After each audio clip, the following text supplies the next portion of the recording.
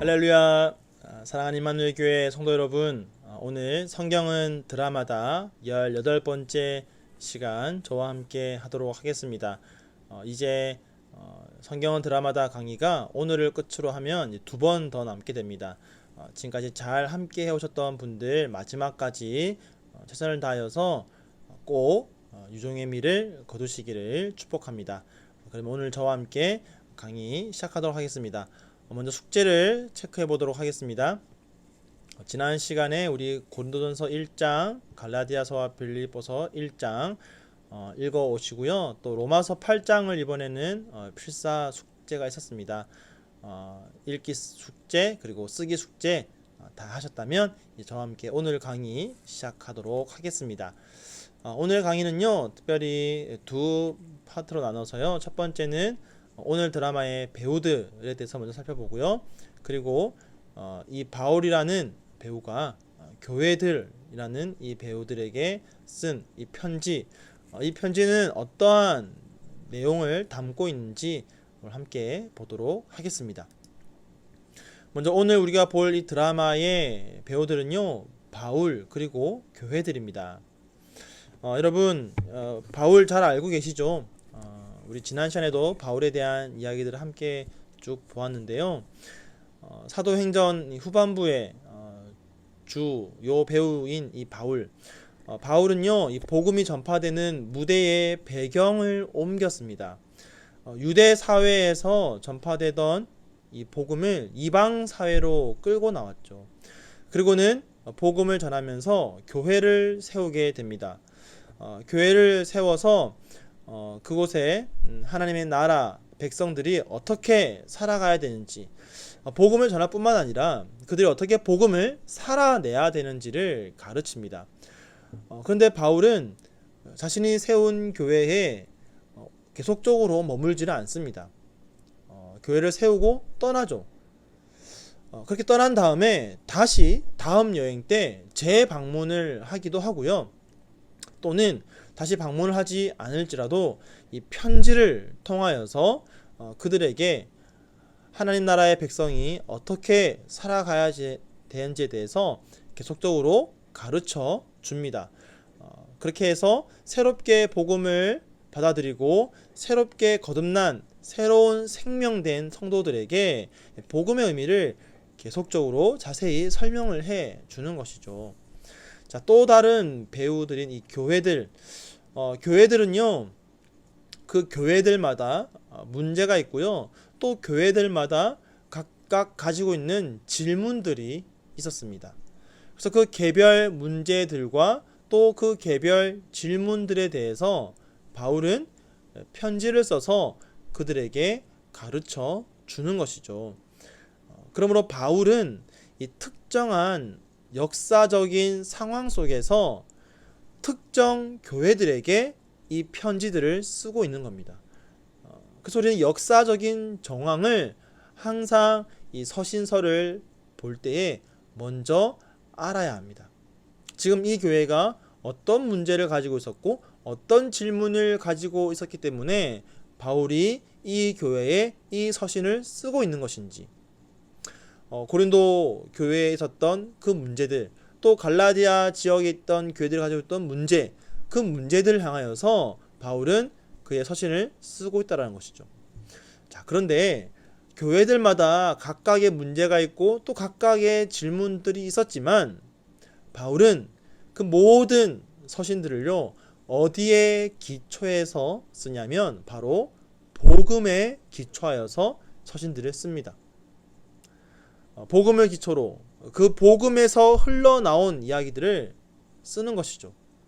그리고 각 편지들마다 바울은 복음을 설명하고 있습니다. 그렇기 때문에 우리가 복음서를 통하여서 예수 그리스도의 복음을 깨달았다면 이 서신서를 통하여서 이제 그 복음을 설명을 듣게 되는 것이죠. 복음서에서 예수 그리스도가 세우신 새로운 언약을 어떻게 하면 우리가 일상생활 속에서 잘 지켜나가며 살아갈 수 있는지를 이 서신서를 통하여서 우리가 알 수가 있는 겁니다. 자, 그런가 하면요, 이 서신들은 주요한 내용들을 담고 있습니다.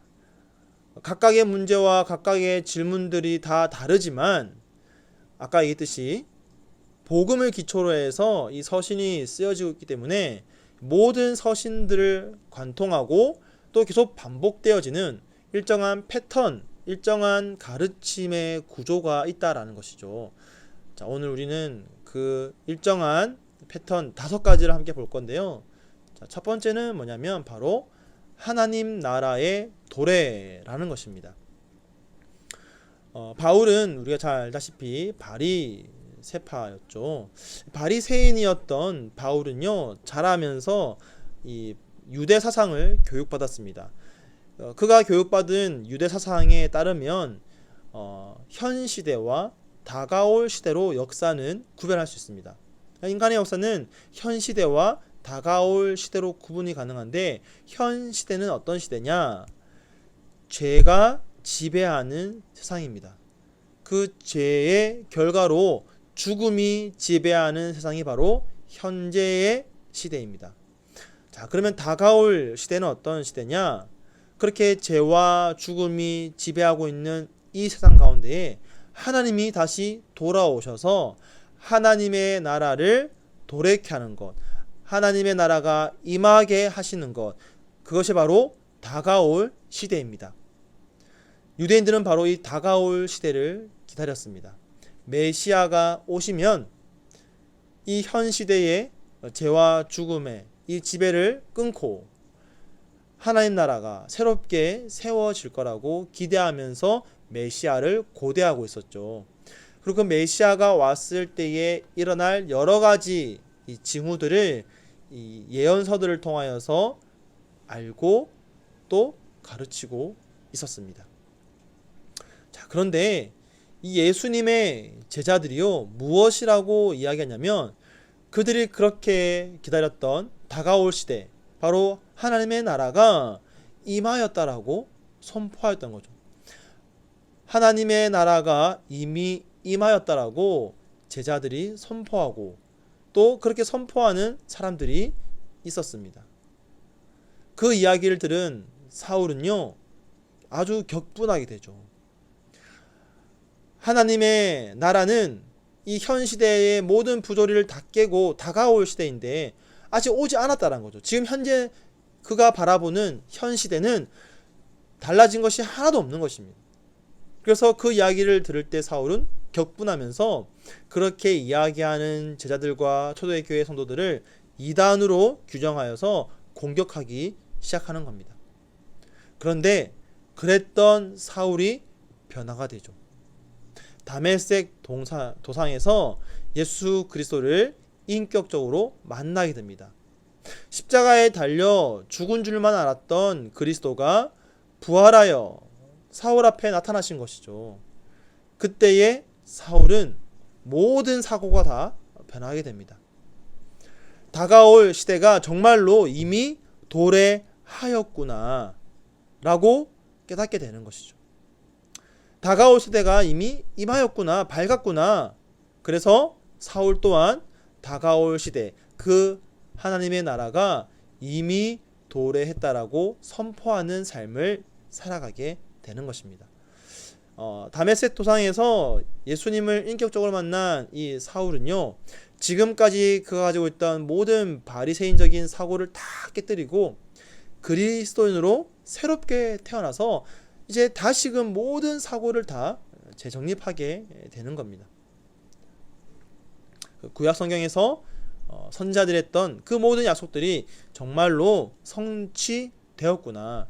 이전까지는 아무것도 성취되지 않고 아무것도 변한 것이 없다라고 여겼었는데 예수님을 만나고 나서 다시 보니 그 모든 것들이 다 성취가 되고 하나님의 나라가 이미 임하였다라는 것을 사울은 깨닫게 되는 것입니다. 자, 그 새 시대를 여는 열쇠가 뭐냐? 바로 예수 그리스도라는 것이죠.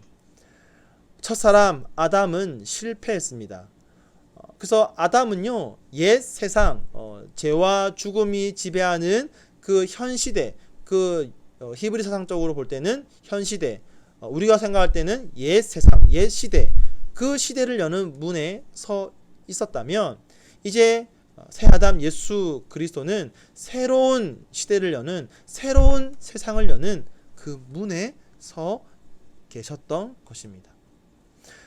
그래서 이 부활이라는 것이 굉장히 중요한데요. 사울은 부활하신 예수님을 만나면서 모든 사고가 다 변하게 됩니다. 예수님이 다시 사셨다면, 그래서 그분이 진짜 메시아라면 하나님의 나라가 도래했구나. 예수님의 부활이 하나님의 나라가 이미 임하였다라는 것을 증거하는 것이구나 라고 바울은 깨닫게 되는 것이죠. 자, 그런데 이 부활의 새로운 관점을 가지기 위해서는 먼저 십자가에 대한 관점도 새로운 관점을 가져야만 됩니다.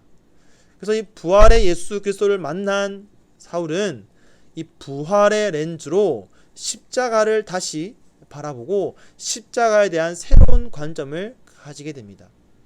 지금까지는 구약 성경에서 말씀했던 것처럼 나무에 달린 자마다 저주 아래 있는 자이므로 예수는 저주받은 자라고 생각했었는데, 이 부활의 렌즈로 바라보니까 예수님의 십자가는 이 부활을 위하여서 앞서 반드시 거쳐야만 하는 것이었구나.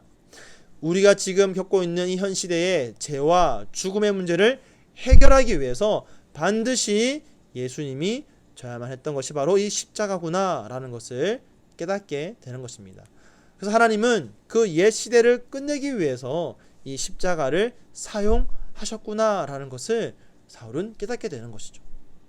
그 옛 시대를 다스리던 죄의 권세와 우리의 죄책과 또 하나님으로부터 임한 모든 저주를 다 깨뜨리기 위해서, 승리하기 위해서 십자가를 예수님이 지셨구나.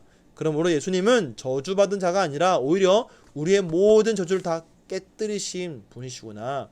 그리고 그렇게 예수님이 하나님이 계획하신 그 죄를 이미 깨뜨렸다라는 그 증거로 부활하셨구나 라고 사울이 깨닫게 되는 것입니다. 하지만 아까 얘기했듯이 여전히 달라진 것은 없는 것처럼 보입니다. 사울이 처음 사람의 눈으로 바라보았을 때 느꼈던 것처럼, 그리고 예수 그리스도를 인격적으로 영접한 다음에도 사실 완벽하게 임한 것은 아니죠. 이미와 아직 사이의 긴장은 여전히 우리가 살아가는 이 현 세대 가운데 있다라는 것을 바울도 잘 알고 있었습니다.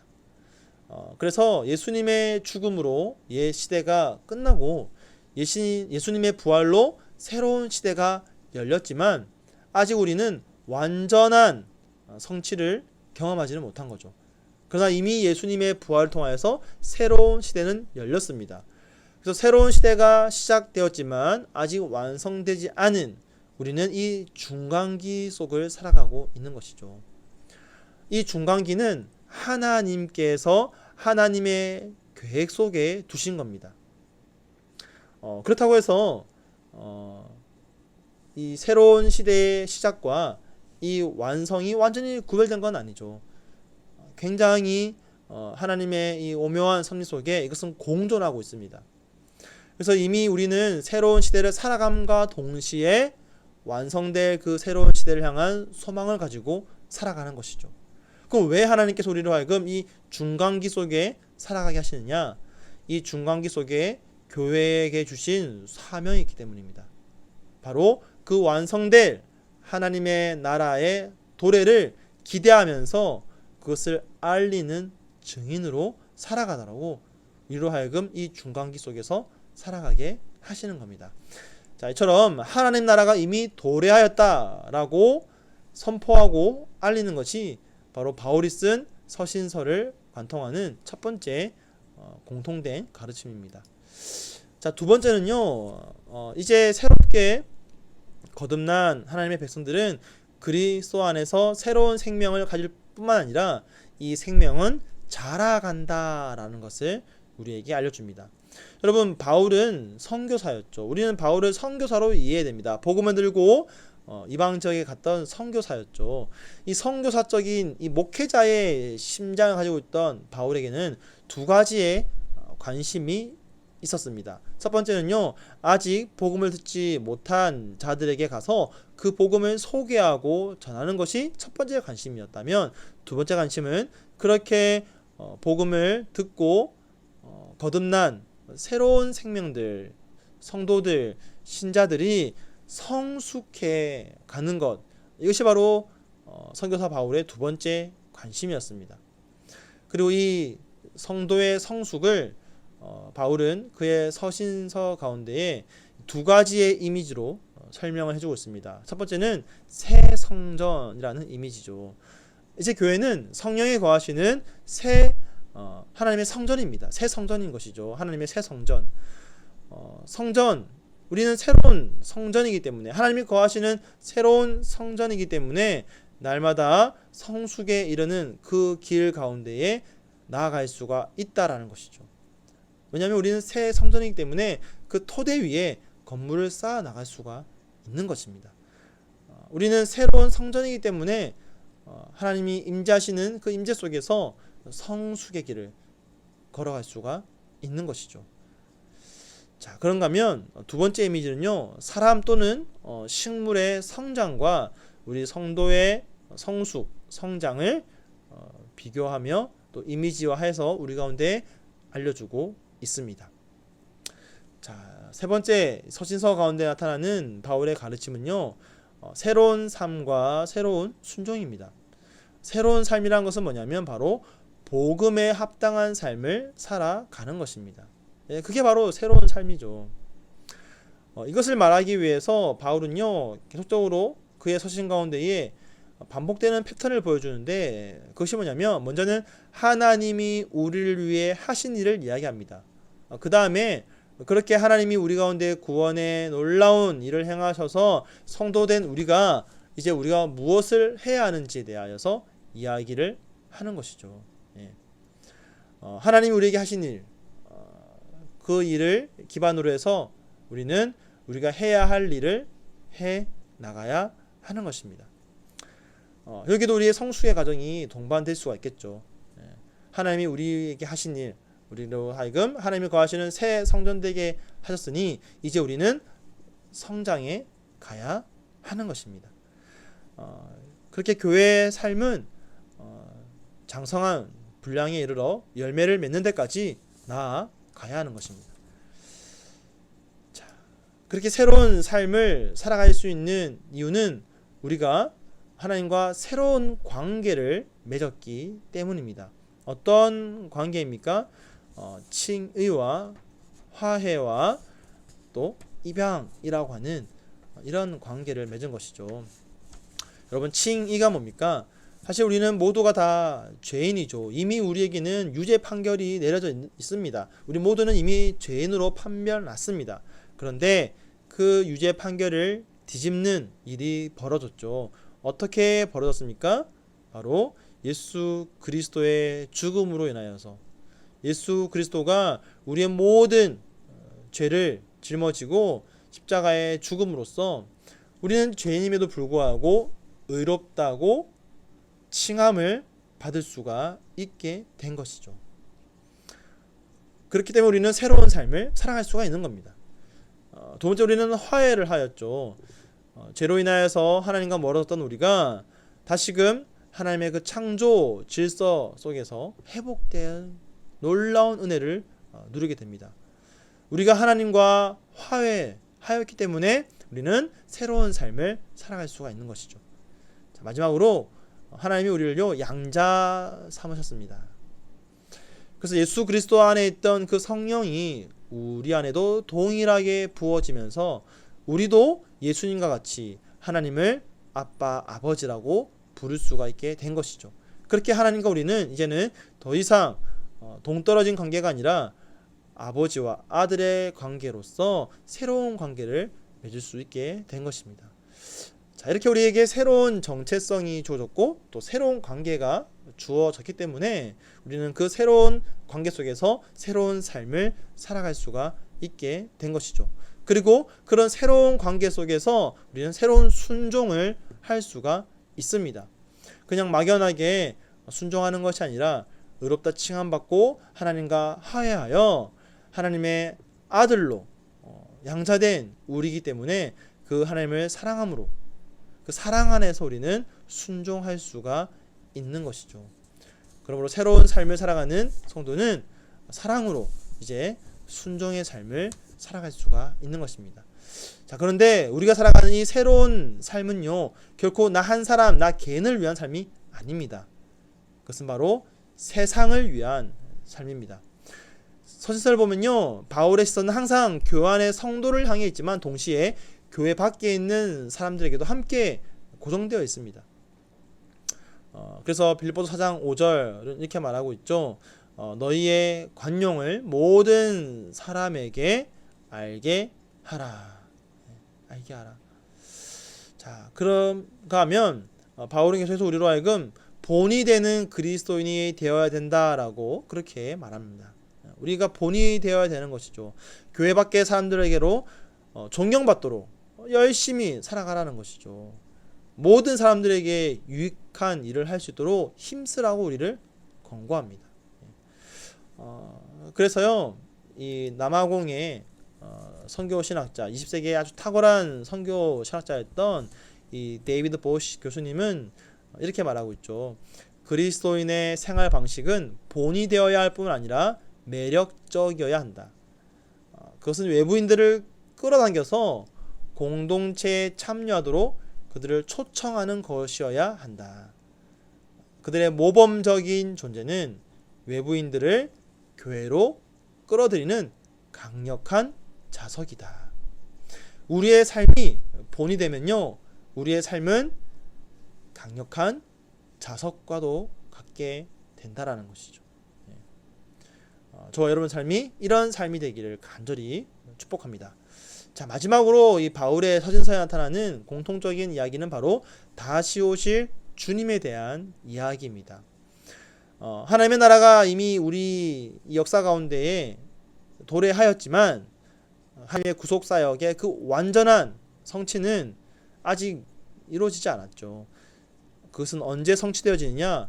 우리 주님 다시 오실 그날에 성취되어질 것입니다.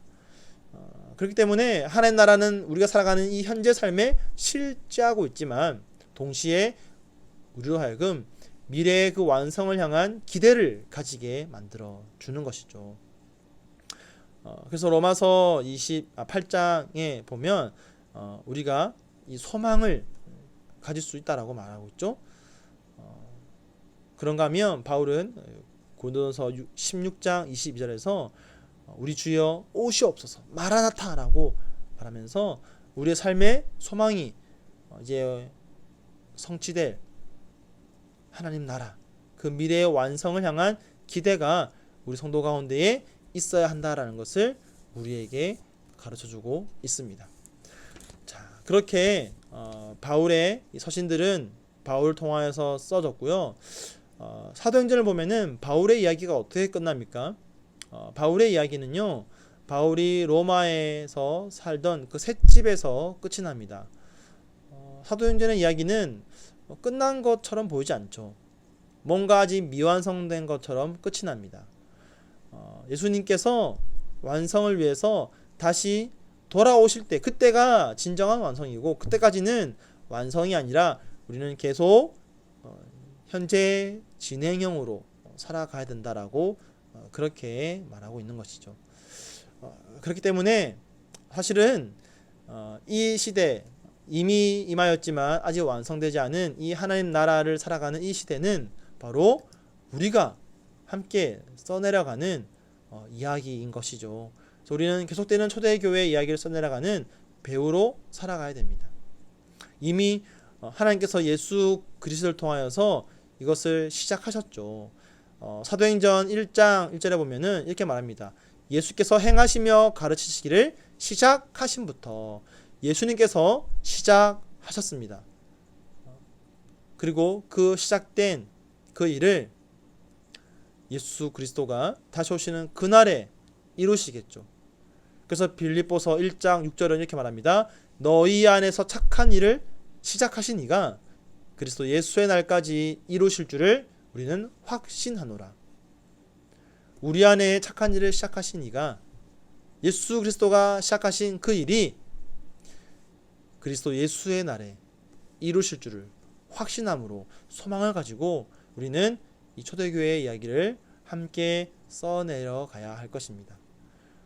그렇게 계속되는 초대교회의 이야기를 함께 써내려가면서 이제 곧 완성되고 성취되어질 그 하나님 나라에서 함께 기뻐할 수 있는 그런 저와 여러분의 삶이 되기를 간절히 축복합니다. 숙제입니다.